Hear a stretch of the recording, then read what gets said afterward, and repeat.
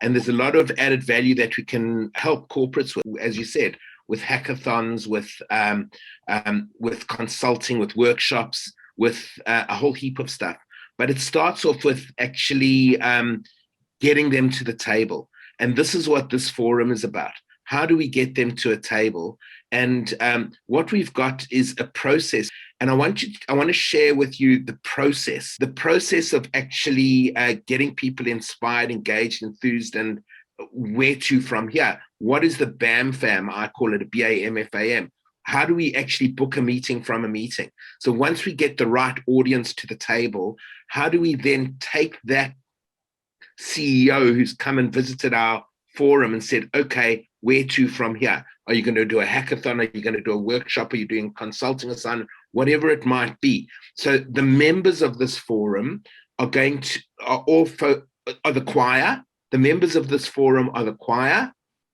And what our objective is to sing to the non-choir. And what I want to get out of today is who is that non-choir that we're going to invite? And number two is who, in respect of the choir, who's going to be the lead singers over the next 12 months. We're going to meet every single month.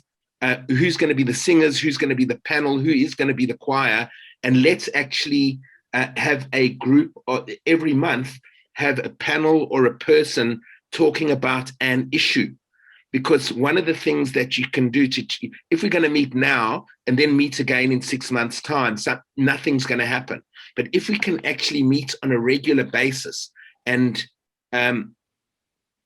do small little changes and invite the non-choir to come listen to what we have to say in a way that will excite, engage, and enthuse them, we can then make changes. And what it's going to do is connect the choir to the audience. So what I might do is, Bill, if I can ask you to share the process of how we actually work. So Bill, over to you.